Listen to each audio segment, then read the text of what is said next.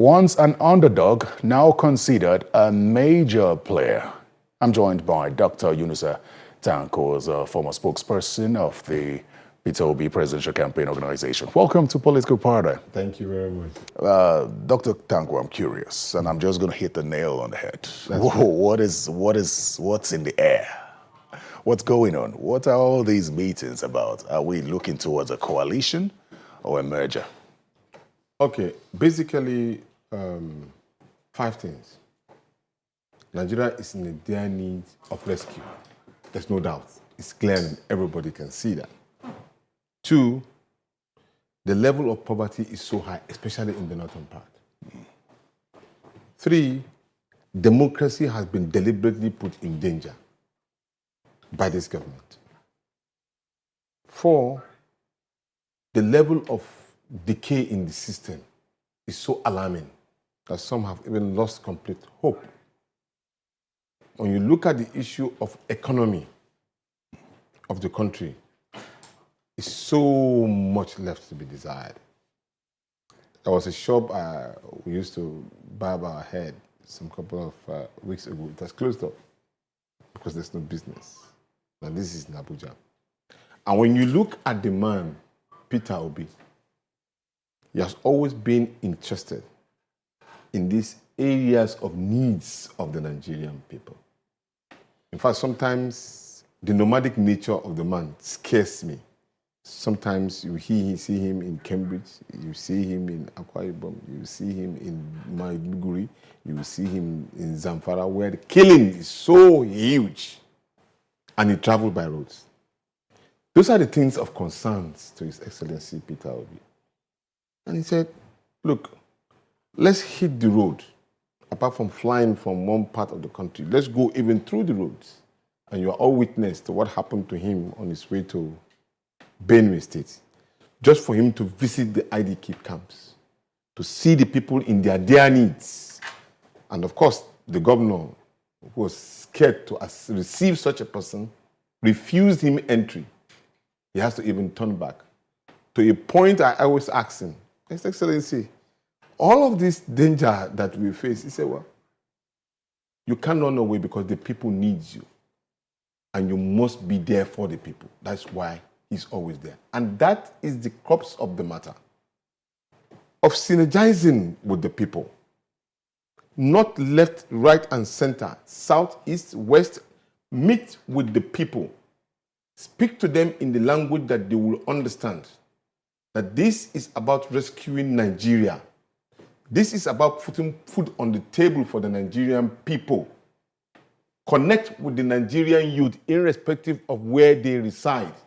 Recently, His Excellency just did a program of entrepreneurship, trying to help the younger ones, donating money into it.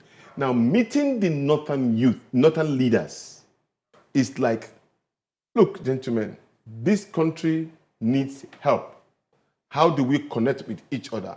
And I must say here, there's been a tremendous relationship between His Excellency Peter Obi and the northern part of this country.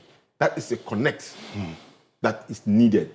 So what you are seeing is a coming together of Nigerians, thinking alike, trying to find solution to the problems of the country, and said, look, how do we get Nigerians out of this wood? That is the crux of the matter. Okay, beautiful. Quite a lot has been said, which has to do with the governance aspect of it. And we would have time to talk about the governance aspect of it based on some of the things you said, because you must win an election before you effect a change. So that's why I asked, what exactly is all this about? The kind of people he's been having meetings with, good enough. Some say it's a good move to have a close relationship with the North. The numbers are there. What exactly is in it for Mr. Obi? And some of his followers have said, president or nothing. Is it early to ask you what conversation he's having with regard to whether he's taking the vice presidential position or candidate offer or the president? Let me make a clarification. The coalition, yes, Mr. Peter Obi, is a coalition discussion with like minds who are interested in rescue Nigeria from the earlier point I enumerated. Okay? But you could see clearly, this is not coalition of political party yet. These are coalition of individual candidates who believe that Nigeria needs to be rescued. So until you connect with each other and understand the basics of why me and you are discussing, then we will talk further. At the moment, a lot of understanding is being established as regard to the point of what we need Nigeria to be, not what it is at the moment. That is the most important thing. Mr. Peter Obi kind of politics is about the people. It was amazing yesterday, while we just left each other, he was in Lagos, he called and he was trying to find out that how can you talk about tax when the people are in poverty? How can you put an electricity tariff? And he was talking on top of his voice, so you can feel the pain in him. That's supposed to be the most important thing at everybody's mind at the moment, because without the people, there is no politicking. Well, I've also followed conversation from the people, Yeah. most of which are the obedient movements. And I know that in the build-up to the 2023 elections, the obedient movement were sort of a pressure force to make sure that Mr. Obi left the PDP to a new party, the Labour Party at the time, just so that he could be a man on his own and not associate with persons they consider to be the problem of the country. Those are the kind of people he's meeting with now. And so some are raising concerns as to what man says that I want a new path for Nigeria based on my ideology and my clean record, so to speak, without associating with people who are with like minds with regard to the state of the country and who have put the country where the country is today. See, the politics of Mr. Peter Obi is quite distinct. It's not the conventional way of politics that people think. Have you ever seen Mr. Peter Obi abusing anybody? He doesn't even call names. He deals with the issue. He's an issue-based kind of politician. And he never engaged anything about violence. And that's what makes him different and distinct. He has been able to connect with the Nigerian youth who are in full demand. They are not requesting. They are demanding for good governance. And so we call anybody who is demanding for good governance in Nigeria as an obedient. And that is the message and the principles of Peter Obi, and that is what is selling to the Nigerian youth, and they bought into it. And now what they are asking, which is very much in line with his own principle, is that, look, we want you to help us champion that particular cause and give us good governance as you preach. So in the process of trying to reach out to people, sometimes you may meet somebody who does not even believe in you, like a case in what happened in a coffee shop where Mr. Peter Obi met the Nigerian youth just recently in Abuja. And he said, I don't like staying where I've always been hailed. You must bring out some bad things about me so that I will improve on it to make me better and to deliver the people. That is a sound mind speaking. It is not everybody that speak in that direction. And they're in the hall. Simply, the people, the young boys and girls identify Obinna, now becoming popular in the social media, that, look, the guy has been criticizing Peter Obi, and Peter Obi said, hey, young man, I want to hear your criticisms. How many of our leaders as of today does that? Let me ask you a question. How do you respond to those who wonder what sort of change Mr. Obi could bring to Nigeria by having conversations with people he chose not to associate himself with because of the state of the country, who have led this country over time and have sort of failed this country? Who would have thought that the messages of Peter Obi will have resonated with the Nigerian youth today? Nobody. Because at the point in time, they were more interested in music and all of that.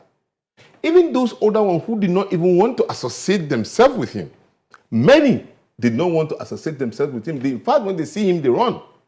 But today, he's one of the most requested politicians in Nigeria, just like you said, because he's been able to take care of the negative thinking of those particular persons and return it into a positive energy. And that is what we should be able to do. And that's what he has been able to do as a person. With all due respect, what is the correctional center for? When you arrest a criminal and put him in a correctional center, what are you hoping for? You are hoping that probably in the prison he will change and then become a better person. Isn't it so? So now, many of the people that have done a lot of wrongs think differently, because an alternative message has been sent to you by a single person, and that particular message makes sense to you. And so you are thinking that, okay, why don't I try this particular energy and turn the country around? And that does not stop you from becoming a rich person. Instead of you engaging into criminal tendency and stealing the country to a point of stupor, Peter Obi led the government of Anambra, and he didn't have a huge dining table where people come in every now and then to come and do buffet. He has only 4 chairs and 4 tables. And when you come in to spend your time with him, you exchange presents. Of course, he will offer you normal things that's supposed to be offered. But you don't expect this kind of over-bloated kind of thing that happens, because the money is needed somewhere. And he applied this money somewhere, and then for a benefit of the people. That is the kind of politician we need. That kind of a person. And that is the reason why if you showcase this kind of attitude, people are willing to learn and people are willing to change. So talking to some other persons who may not have been doing the right thing before, now they want to turn into a leader, it's a plus, not to him alone, but to the Nigerian people. So he always say, Tanko, everybody is important. Even a madman is important. Reach out, communicate with them, speak with them in a language that they can understand. Turn around their psyche and make them believe in Nigeria and make productive use of whatever opportunity they have for the people. All right, Dr. Tanko, this suggests that Mr. Obi has plans with regard to how he wants to lead the country. So it makes me ask you this question. Is Peter Obi open to a vice presidential offer? We're not even talking about a vice president position. So he's not open to being a vice president? We are not talking about vice president position. Ours is to tell Nigerians that you have a product that can turn around the fate of Nigeria. As a president? Yes, as a president. So, at the last meeting. I just wanted to clarify. Yes, as a president. This whole conversation has nothing to do with the option of a vice presidential candidate. No, I just enumerated to you why those particular conversations took place. You know, I'm saying, it's to rescue the country. I'm saying, because whether you like it or not, I've followed conversations from Obedience as well, and they have repeatedly said that if the offer is for vice president, Peter Obi should not take it. So I'm asking you now, do you align with that? Of course, because I am leading the obedient movement, and that is the demand of the Nigerian people.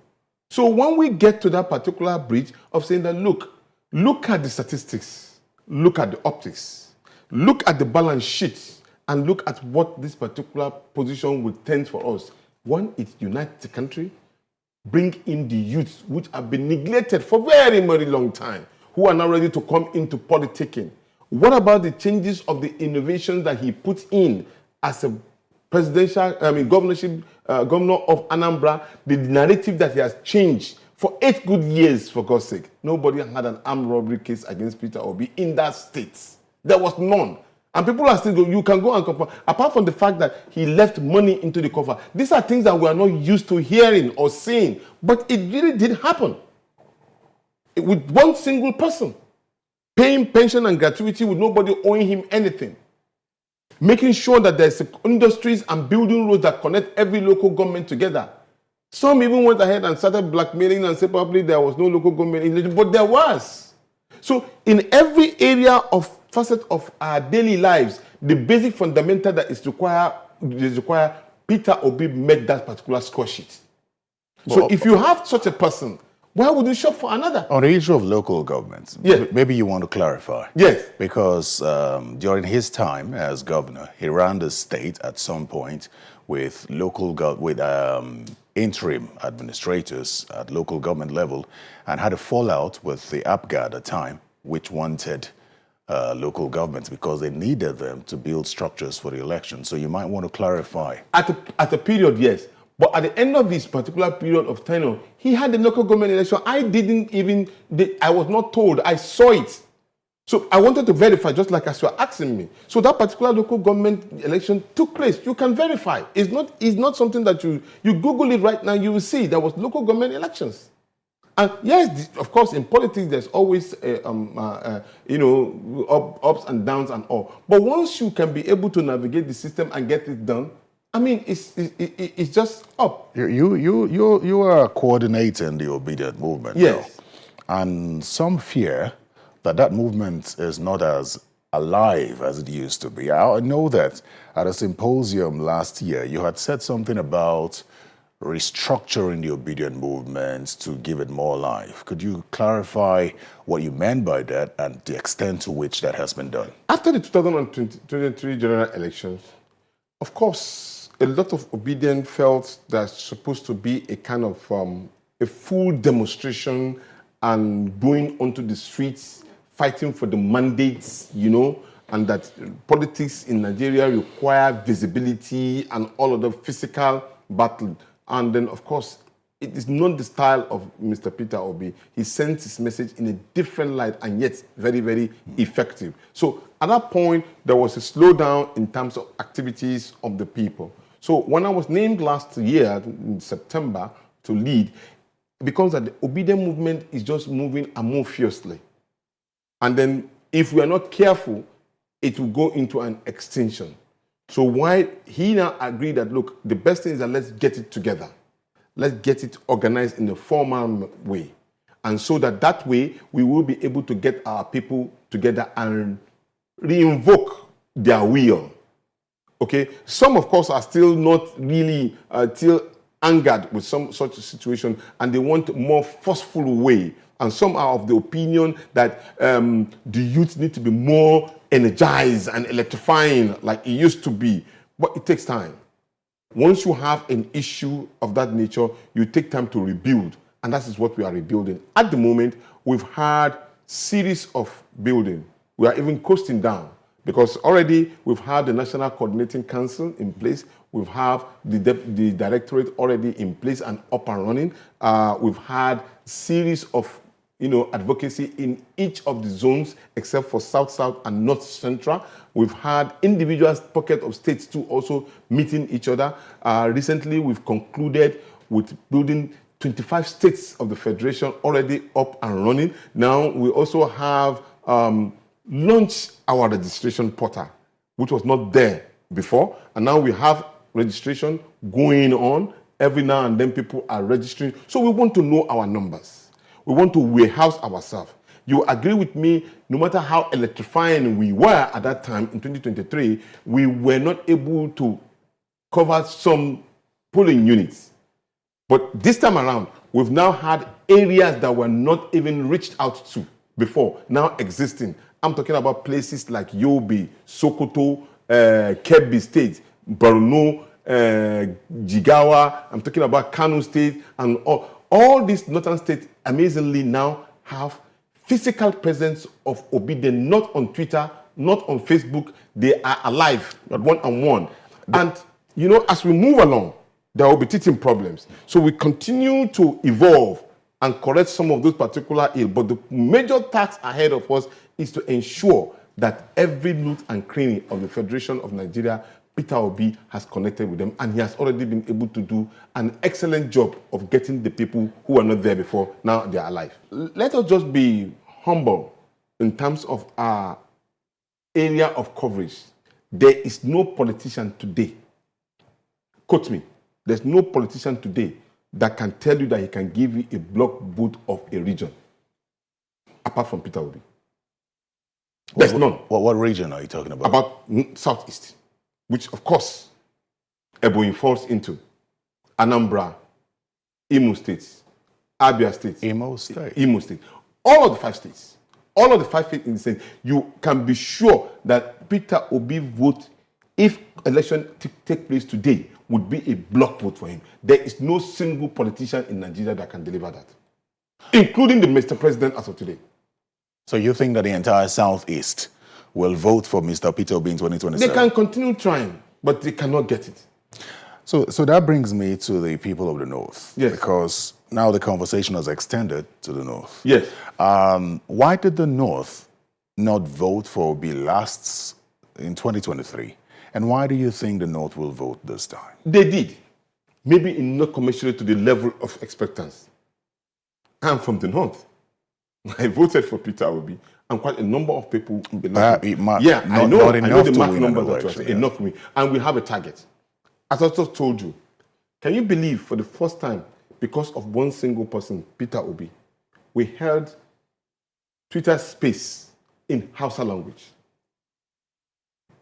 In Hausa language. It has never been done.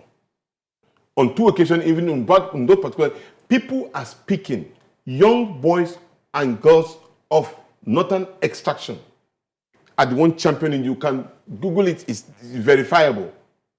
But I thought they said politics is local.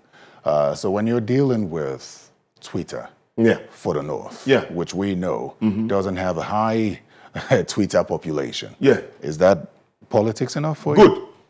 The question you want to ask yourself is that it is dominant in the South at a point. It's a wearing house. People meet and speak their minds freely. And we have already now have physical presence of those particular persons. In Lagos, we just had a program. Peter Obi was not at that particular program, but the hall was filled to capacity. People who usually speak to themselves from different, they don't even know each other, but they met in Lagos until the Southwest entirely met. And they met the same way too in Kano. They met that way in Gombe. They met the same way in Onitsha. And they will be meeting possibly in a different way in Port Harcourt or Bayelsa State, and probably in the North Central. The issue there is that at a point in time, you may just like you say, maybe 0.5% of people who are interested, they don't do Twitter, they only do TikTok, and then they just do dancing and all of that. But this has changed. Now you're talking reality now. People are talking about Electoral Act. People are talking about how they will transform their economic well-being in the northern part. These are young persons who are not interested in those particular narratives before. But now they are interested in doing it because of one person, and that's Peter Obi. Why? Because they know that the dynamics has to change. He went to areas where people do not have pipe-borne water. He provided them with boreholes. They are up and running up to tomorrow. That is care for the people at the grassroots, and that is connecting with them.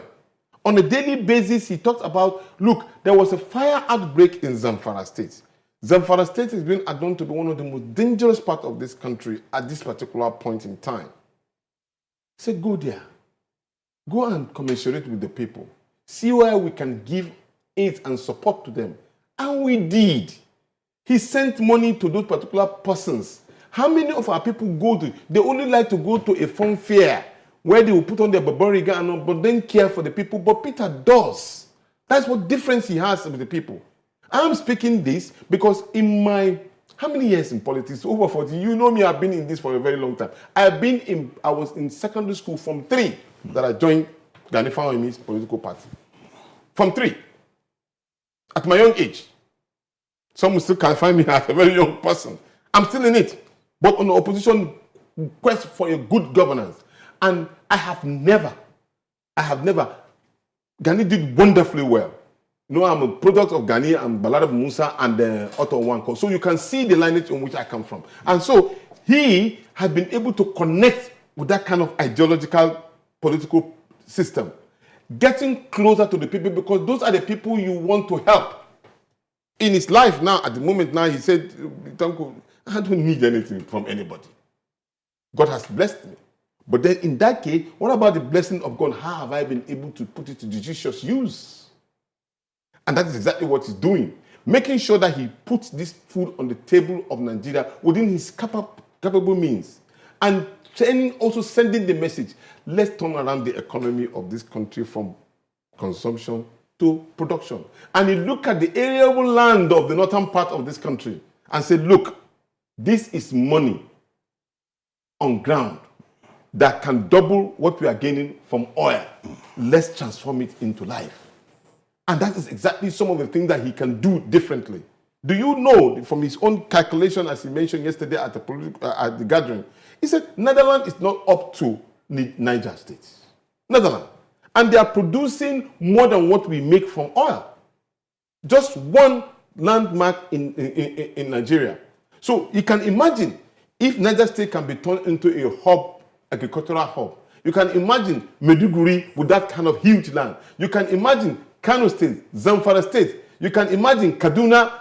Not talk about the ones in the south. No, not at all. Just talk about the lands in the north. So what we will be making as a country will be unbelievable income. And that way, it will have taken care of simply our insecurity. Just as we wrap up this conversation, with regard to the politics of things, it almost suggests now that as far as the Labour Party is concerned, it is only Mr. Peter Obi's ambition that is priority. I say that because you are losing members every day, just about every week, to be specific, in the National Assembly. Every week. How do you intend to win? What this means is that the chances of other members of your party are getting thinner by the day as your political strength depletes. That brings us the issue of one of the 5 points I raised with you, the danger in a democracy. The Electoral Act, and of course Mr. Peter Obi has made it clear, we are not mixing words. This particular government is involved in the problems that we are facing in most of the political parties. And unfortunately also, they had an enabler, the Electoral Act. Because the Electoral Act was actually clear, but it was not enforced. That you cannot trade somebody's manifesto for another manifesto and still contain that particular chair. It's totally unacceptable. Ethically wrong. Completely ethically wrong. But we have it in Nigeria, and that is because there are intimidation, coercion, and probably, stick and carrot approach. You must join us, otherwise we will do this. So that's why you are seeing many of the people who we are seeing joining the APC are not joining themselves on their own personal will. And I want to commend those who have remained resolute and determined to remain. But your members are also joining the PDP. And that's what I'm saying. Are they being coerced to join the PDP as well? Everybody, because probably that is where we need adjustment in the Electoral Act. I mentioned it earlier. You see, the Electoral Act needs to give us a proportional representation where funds that are supposed to be allocated to each of the political party remain with the political party, those who are in position in the National Assembly. That way, everybody will feel the security that it's looking for. Many people want to go to a place where they feel there is a certain security. I agree that we have an internal issue within the party. There's no doubt about it. But that is a caveat that the Constitution provides for and that is where it is faulty. It is faulty.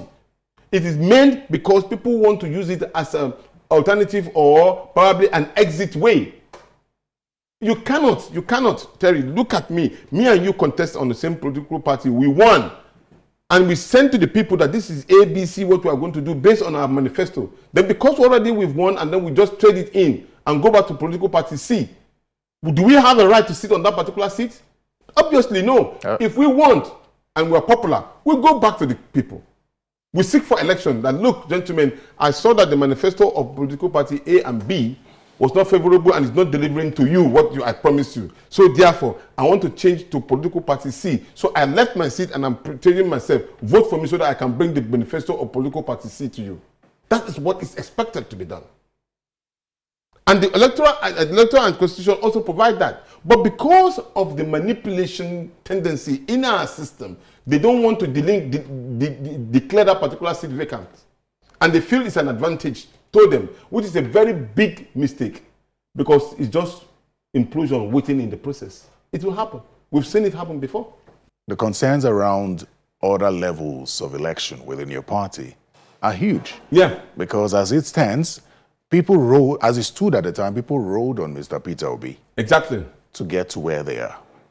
Now, they don't think that the people who rode on him to get to where they are have left or are leaving and going to perhaps a ruling All Progressive Congress, or if their state is a PDP state, they're going to the PDP and all that. So that brings the question of what grassroots mobilization do you have as you prepare for the next election. If the negotiation, or if your strength of negotiation is Mr. Obi, what happens to the Labour Party in the end? Well, a party is a party. It will always find its way to survive as a party. As far as we are concerned, it's to ensure that we get closer to the people on the grassroots. We have shifted our mobilization from the Twitter space. We have shifted it to physical humans. I just told you now that we are even doing a membership card, which is digital. And everybody that is obedient and believe in it is easy. You can easily tweet it. Right now, in the 5 minutes, you are already registered. You don't need me to be there to register. Just click on the net, and then you are already a registered member of the movement. It's so simple. Dr. Tanko Yinusa, thank you very much for your time on Political Corridor. Thank you very much, and God bless the Federal Republic of Nigeria.